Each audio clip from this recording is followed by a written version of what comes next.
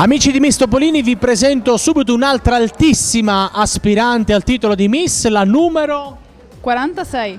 46, Ambra. La notte. Oh, Ambra la notte, questa ragazza è davvero altissima. Ambra, tu devi confessarmi con i tacchi a che altezza arrivi.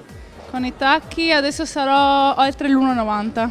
Mamma mia, pensate un po'. Bene, allora Ambra in realtà è una ragazza che ha già vissuto altre esperienze qui a Miss Topolini e quindi sono contento di rivederti e insomma raccontami che cosa è successo intanto in questo anno.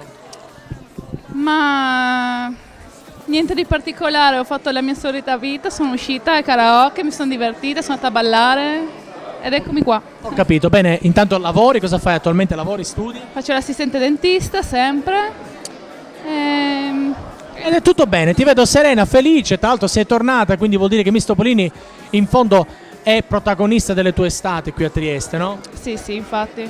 Senti, ovviamente tu rispetto alle altre hai il grande vantaggio di aver acquisito un'esperienza, no? Di conoscere bene le dinamiche di Miss Topolini, quindi cosa ti aspetti anche quest'anno da questo concorso?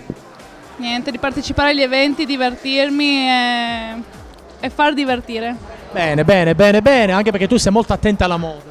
Sì, infatti. Bene, infatti la vedo elegantissima come sempre, benissimo, allora ben arrivata di nuovo. Grazie. Noi siamo una grande famiglia, anche per Ambra adesso l'opportunità di guardare la telecamera e farsi conoscere al pubblico di Miss Topolini che diventa sempre più numeroso. Sì, sempre di più, infatti. Quindi fai tutti i saluti che vuoi. Ciao, mi raccomando, votatemi nel numero 46, Ambra.